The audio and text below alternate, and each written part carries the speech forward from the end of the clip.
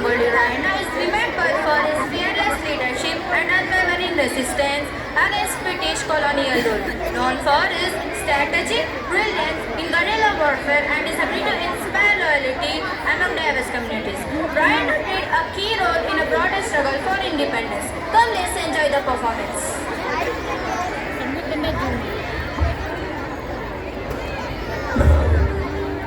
ಪುಣ್ಯಭೂಮಿಯ ಮಾನ ಪ್ರಾಣ ರಕ್ಷಣೆಗಾಗಿ ಗುಲಾಮಗಿರಿಯ ವಿರುದ್ಧ ಬಂಡೆದ್ದು ದಂಡು ಸೇರಿಸಿ ಬ್ರಿಟಿಷರಿಗೆ ಸಿಂಹ ಸ್ವಪ್ನವಾದ ಗೆರಿಲ್ಲಾ ತಂತ್ರದ ರೂವಾರಿ ಕ್ರಾಂತಿವೀರ ಸಂಗೊಳ್ಳಿ ರಾಯಣ್ಣ ದೇಶ ಸೇವೆಯೇ ಈಶ ಸೇವೆ ಎಂದು ಕರೆ ನೀಡಿ ತಾಯಿಗಿಂತಲೂ ತಾಯಿ ನಾಡೆ ದೊಡ್ಡದೆಂದು ಸಾರಿ ವೀರ ಪರಾಕ್ರಮಗಳಿಂದ ಬ್ರಿಟಿಷರ ವಿರುದ್ಧ ಹೋರಾಡಿ ಕಿತ್ತೂರಿಗೆ ಮೊದಲ ಜಯ ತಂದುಕೊಟ್ಟ ಕಿತ್ತೂರ ಚೆನ್ನಮ್ಮನ ಬಲಗೈ ಬಂಟ ಕ್ರಾಂತಿವೀರ ಸಂಗೊಳ್ಳಿ ರಾಯಣ್ಣ.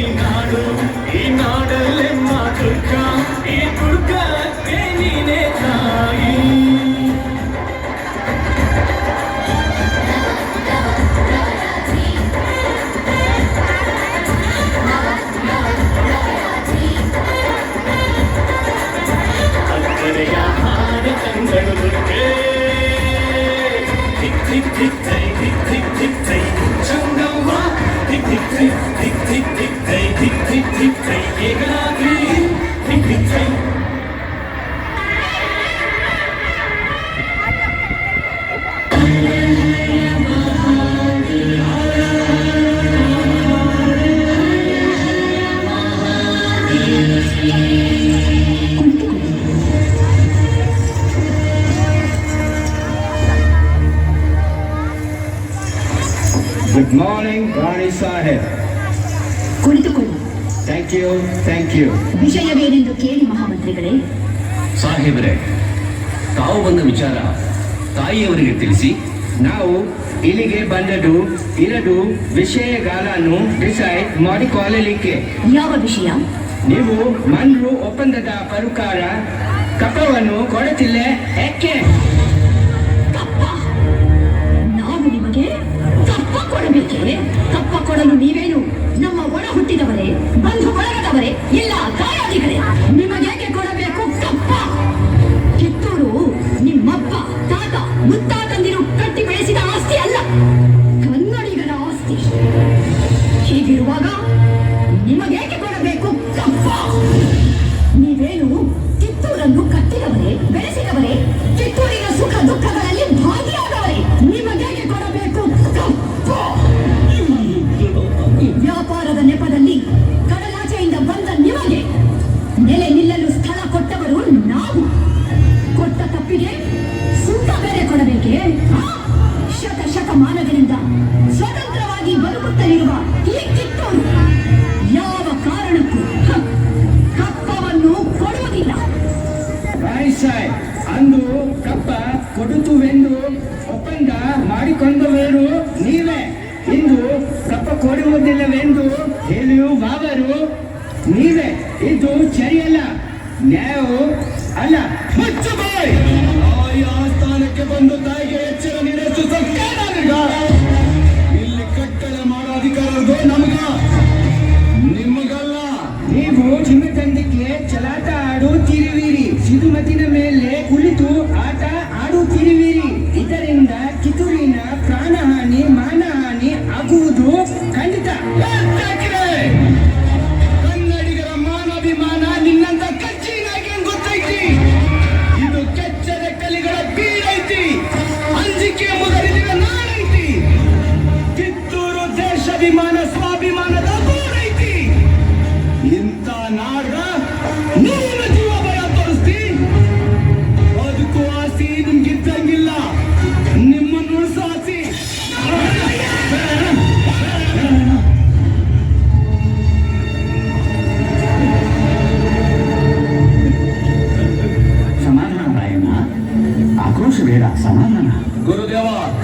ಹೆತ್ತ ತಾಯಿ ಕತ್ತು ಇಚ್ಕೋಕೆ ಒಳ ಸಂಚು ನಡೆಸಿ ಅಂತ ಮಂಗೇನ್ ಮಕ್ಕಳು ಮಾತು ಕೇಳಿ ಅಂಜಿಕೊಂಡು ಕೂಡಕ ನಾ ಶಂಕಲ್ರಿ. ಕಿತ್ತೂರು ತಾಯಿ ಚೆನ್ನವನ್ನ ಹೊಡ್ತಾ ಇದೀನಿ. ಅಪ್ಪನೇ ಕೊಡಿ ತಾಯಿ. ಕಾಲು ಕೆದರಿ ಜಗಳಕ್ಕೆ ನಿಂತಿರಿ ಅಂತ ಕೆಂಪು ಗೊತ್ತಿ ತಲಿನ ಅಷ್ಟೇ ಕಲ್ಲಾಗ್ತೀನಿ. ರಾಯಣ್ಣ, ಶಾಂತಿ ಸಮಾಧಾನ ಕನ್ನಡಿಗರ ಹುಟ್ಟು ಗುಣ. ಅದಕ್ಕೆ ನಿನ್ನಿಂದ ಚ್ಯುತಿ ಬರುವುದು ಬೇಡ. ರಾಣಿ ಸಾಹೇಬ್, ಇದು ನಮಗೆ ಪಾಲತೋತ ಅವಮಾನ. ಹೊರಟು ಹೋಗು, ನಿನಗೆ ಜೀವದಾನ ಮಾಡಿದ್ದೇನೆ. ಆಲ್ ರೈಟ್, ಇದರ ಪ್ರತಿಫಲವನ್ನು ಆದಷ್ಟು ಬೇಗ ನೀವು ಕಾಣುತ್ತೀರಿ.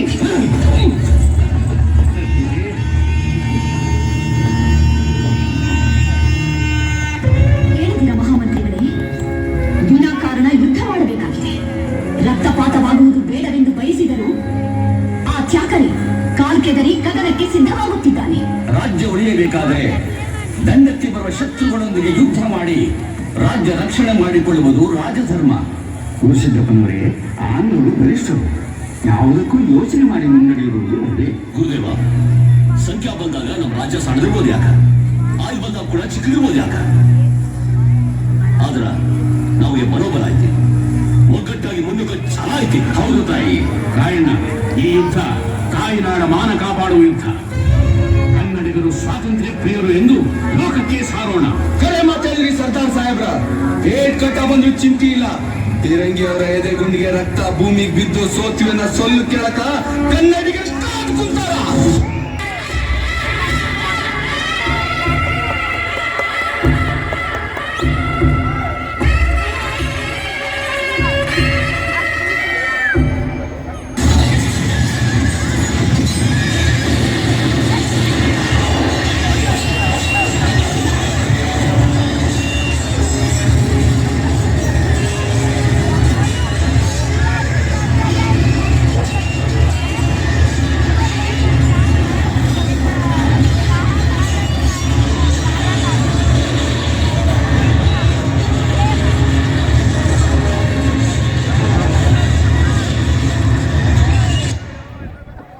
ಹನ್ನೆರಡು 1830ರಿಂದ 1812-1830 ರಾಯಣ್ಣ ಹಾಗೂ ಅವನ ಗೆಳೆಯರನ್ನು ಚಾರಾಚಾರ ವಿಚಾರಣೆ ಮಾಡಿ ಇವರೆಲ್ಲರೂ ಮಾಡಿರುವ ಕೊಲೆ, ಚುರಿಗೆ, ಬೆಂಕಿ ಅನಾಹುತಗಳೆಲ್ಲವೂ ರಾಜದ್ರೋಹದ ಅಪರಾಧಗಳೆಂದು ಪರಿಗಣಿಸಲಾಗಿದೆ. ಈ ಅಪರಾಧಗಳಿಗೆಲ್ಲ ಮುಖ್ಯ ಕಾರಣಕರ್ತನಾದ ರಾಯಣ್ಣನನ್ನು ರಾಜದ್ರೋಹಿ, ದಂಗೆಕೋರ, ಅಪರಾಧಿ ಎಂದು ಪರಿಗಣಿಸಿ 26/1/1831 ಗಲ್ಲು ಶಿಕ್ಷೆಗೆ ಗುರಿ ಮಾಡಬೇಕೆಂದು ನ್ಯಾಯಾಲಯವು ಆಜ್ಞೆ ಮಾಡುತ್ತಿದೆ.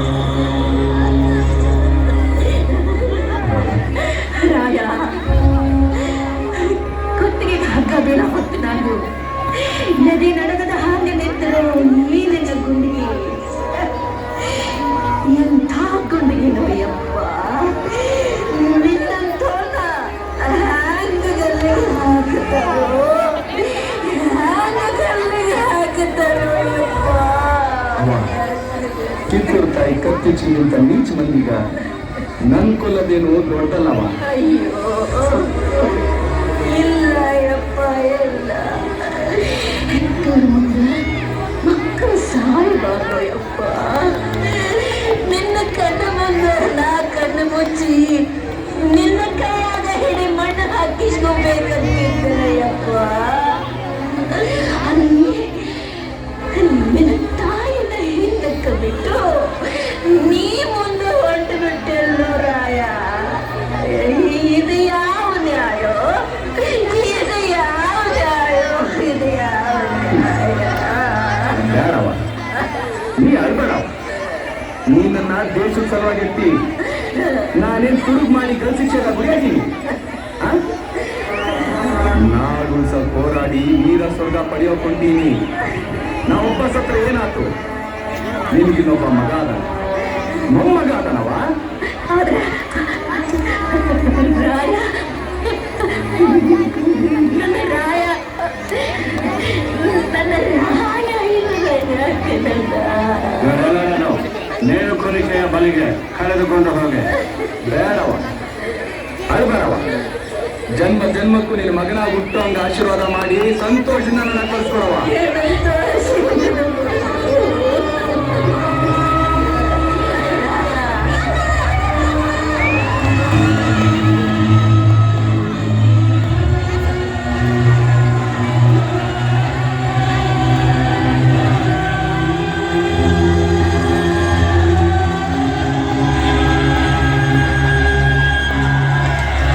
ರಾಯಣ್ಣ, ನಿನ್ನ ದೇಶಭಕ್ತಿಗೆ ನಾನು ತಲೆಬಾಗುತ್ತೇನೆ.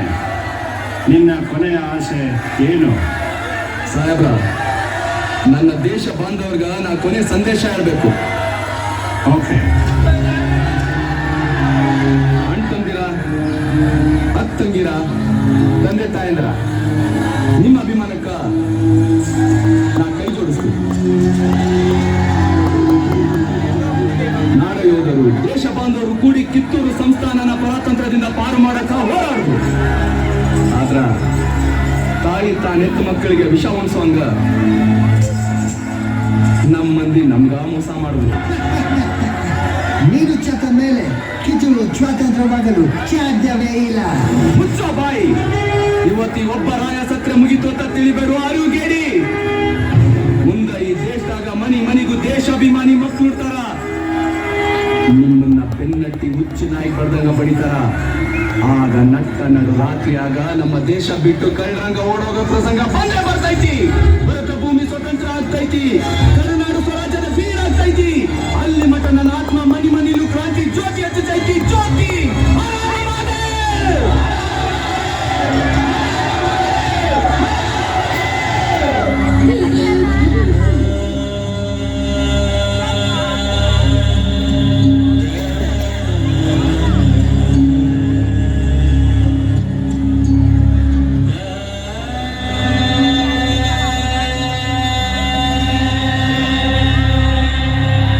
ಜನವರಿ 26ರಂದು ಗಲ್ಲಿಗೇರಿದ ಸಂಗೊಳ್ಳಿ ರಾಯಣ್ಣನ ಕಳೇಬರವನ್ನು ಅಲ್ಲಿದ್ದ ಅವನ ಅಭಿಮಾನಿಗಳು ದೇವಲೋಕದ ಪಾರಿಜಾತ ಪುಷ್ಪಮಾಲೆಯಂತೆ ಎತ್ತುಕೊಂಡೊಯ್ದು ಸಮಾಧಿ ಮಾಡಿದರು.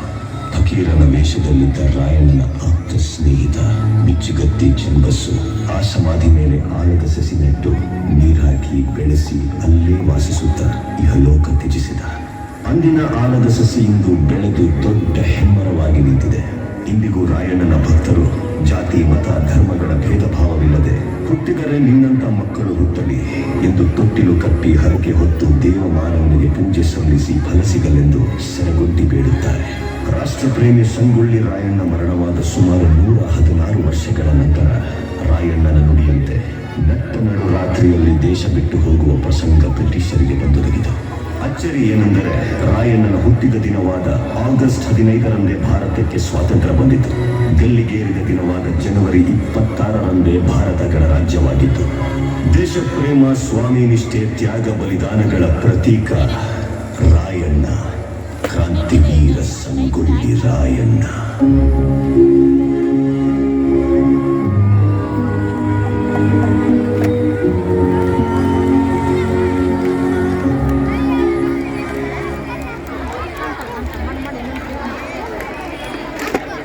Thank you, kids, for that wonderful tribute paying performance.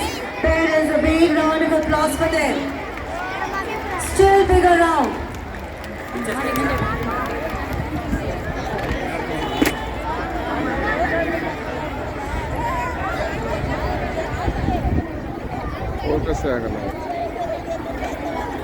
Next lined up, we have from Kannada Medium 6-7.